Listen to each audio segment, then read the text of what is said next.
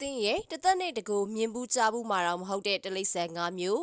တကယ်လို့သင်ဟာဒီဗီဒီယိုထဲမှာပြောပြပေးမယ်တိရစ္ဆာန်၅မျိုးစလုံးကိုအပြစ်မှာမြင်တွေ့ဘူးလေဆိုရင်တော့အတော်ကိုကံကောင်းတယ်လို့ပြောရမှာပါ။ဘာဖြစ်လို့လဲဆိုတော့ဒီတိရစ္ဆာန်တွေဟာတကယ်ကိုမှရှားပါမျိုးစိတ်စည်ရင်းဝင်ထားတာဖြစ်လို့ပြရိုက်တွေထဲမှာမြင်ရဖို့တောင်မှအရန်ကိုခက်ခဲပါတယ်။နံပါတ်1 Gilbert eel ငရှင်းလို့သာပြောရပေမဲ့သူ့ရဲ့ပုံစံကတော့မိုးပြန်ဘူးပေါင်းကြီးတစ်လုံးရေထဲမှာနှိမ့်မြုပ်နေသလိုပါပဲ။ဘာဆိုင်လဲဆိုရင်တော့တင်တဲ့သူမလိုပဲဘာမှမသက်ဆိုင်ပါဘူးဒီငရှင်းတွေဟာပစွန်စိတ်ကလေးတွေနဲ့ငါးတစ်တလေးတွေပေါ်များတဲ့နေရာကိုသွားပြီးရင်ကြီးမားလှတဲ့သူတို့ရဲ့ပါဇက်ကြီးကိုဟပြီးတော့မနေမနှောစားသုံးပစ်လိုက်ပါတယ်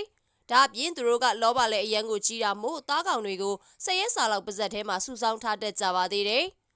နံပါတ်2 Lowland Street Tenrec သူတို့ကတော့နို့တိုက်တတဝါအမျိုးအစားတွေပါဝင်ကြပြီးမိုးသစ်တော်တွေရှိတဲ့နေရာမှာနေထိုင်ကြရင်တော့ Highland Tenrec လို့ခေါ်လို့ရပါတယ်ဒီတလိပ်ဆန်လေးတွေကတစ်လွန် introvert မဟုတ်တဲ့အပြင်လင်းတိုင်းညွတ်တဲ့နဲ့တက်စရာမလိုပဲငကိုကလေးက social အရန်ကောင်းကြပြီးအုပ်စုဖွဲ့နေထိုင်ကလူတွေနဲ့လည်းလိုက်ရောညီထွေဖြစ်ပြီးကပ်ဖားတတ်ကြပါတယ်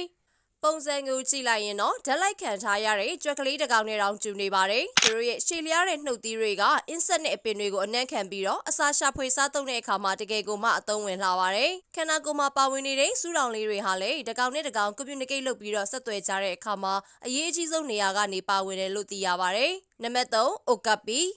မြင်းကြားနဲ့တစ်ကလအုပ်ကိုတော့မြင်ဘူးကြမှာဖြစ်ပေမဲ့သူတို့နှစ်ကောင်ပေါင်းထားတဲ့ဒီလိုမျိုး version အသစ်ကိုတော့တင်တို့မြင်ဘူးကြလိမ့်မယ်မထင်ပါဘူး30ပုံမှာအထူးခြားဆုံးတလိပ်ဆန်လို့တော့ပြောရမလို့ပါပဲမြင်းကြားနဲ့တစ်ကလအုပ်ဆက်ပြီးတော့မွေးဖွားလာတဲ့မျိုးစိတ်လို့အတော်များများကအထင်မှားနေကြတာဖြစ်ပြီးတကယ်တော့ okapi တွေဟာဘိုးတော်မင်း၄ဘက်ထောက်ရွယ်ကလေးကရှိနေတဲ့တီးခြားမျိုးစိတ်တစ်ခုပါ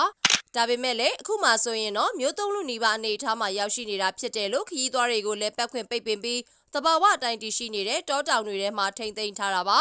ဒါဆိုရင်ဒီတလိပ်ဆန်၃កောင်ထဲမှာဘယ်တစ်ကောင်ကိုသိထားကြလဲဆိုတာကို comment မှာပြောပြခဲ့ပါဦးနော်